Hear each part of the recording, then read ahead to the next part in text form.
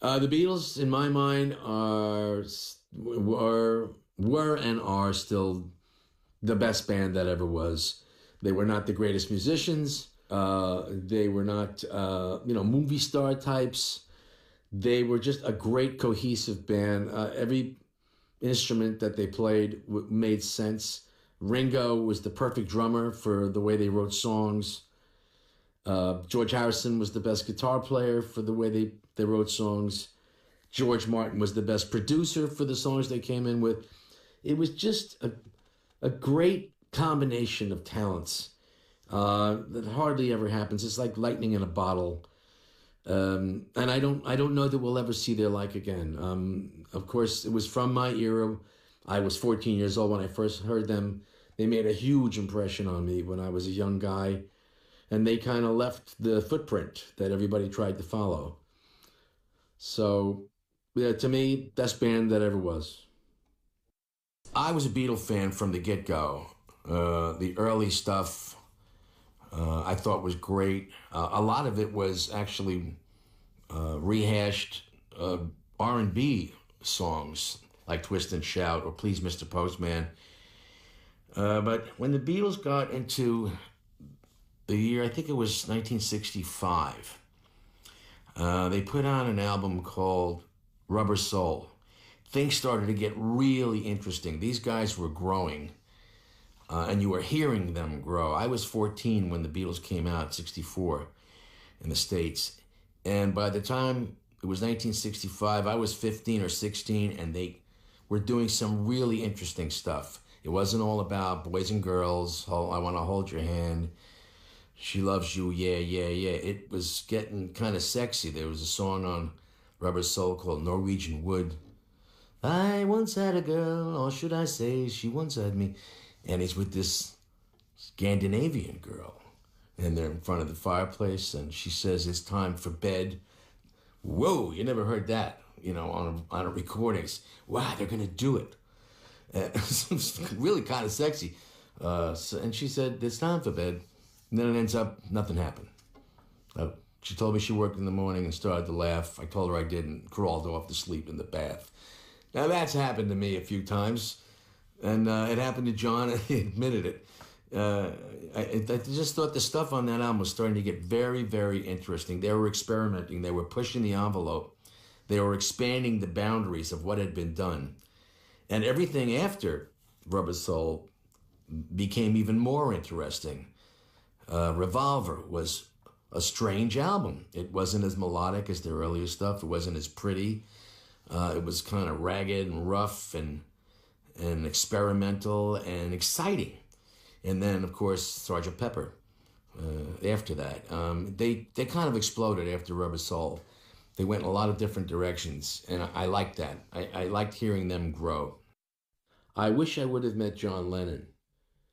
We used to live in the same area on the North Shore of Long Island. He had a house in Laurel Hollow, and I had a house in Lloyd Neck, which was right across from the water from each other. And I had not met John, but I understood from his friend, a guy named Fred Seaman, that he used to row his boat by my house.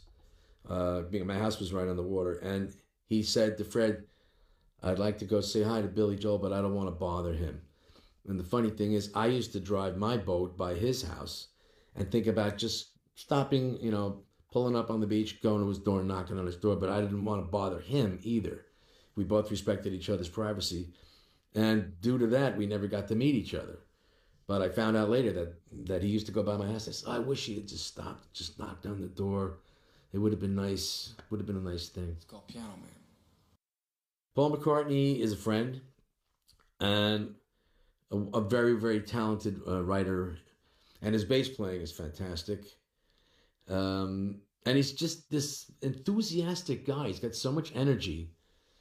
He's still touring out there, doing 3-hour shows, singing in the original keys that he wrote these songs in when he was in the Beatles. Still continuing to write songs and new material, and just somebody I admire a great deal.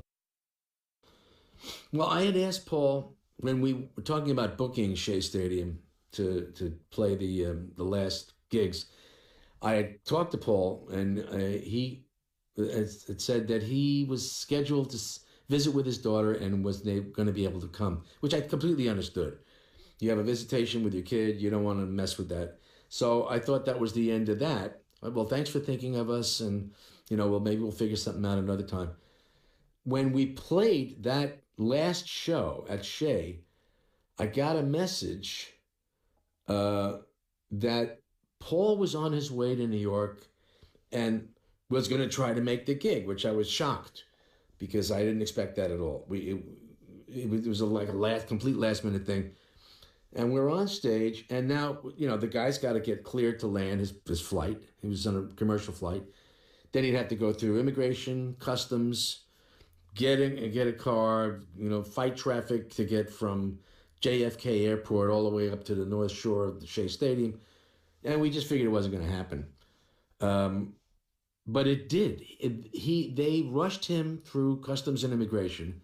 I don't think they ever checked his bags. He got in the car. They had a police escort. They scrammed over to Shea, and we were ready to button up the show. We were pretty much done. I think the next song was going to be Piano Man, and that was the end of that. And then one of my road crew comes over to me while I'm sitting at the piano, goes, "The Eagle has landed." And I said, "Huh?" "Yeah, Paul's on his way here." I said, "Oh my God." We're looking at the clock and figuring there's no way he's going to get here in time. But sure enough, just about 5 minutes after somebody in the road crew told me that, I look over to the side of the stage, and there's McCartney wearing the same clothes he wore on the flight over here, tuning his bass, which was a left-handed Hofner bass, with a butter knife. Somehow he got the bass, and he's tuning it with a butter knife. And he walks onto the stage, and there he is, ladies and gentlemen, Paul McCartney. Now, a lot of people don't believe that. They think it was all a setup, and we were trying to build a suspense. Not at all. That's actually exactly how it happened. And then he comes over to me. "What do you want to do?" "Hey, Bill, what do you want to do?" I said, but how about I saw her standing there. "Great. Okay, there we go. All right, good on you, Bill." And we did, I saw her standing there. And then crowd goes nuts. And we get off the stage. And I don't know what I was planning to do, a song of mine to kind of close out the Shea era. And I said, "Wait a minute, Paul, you should end it. You started it with the Beatles at Shea.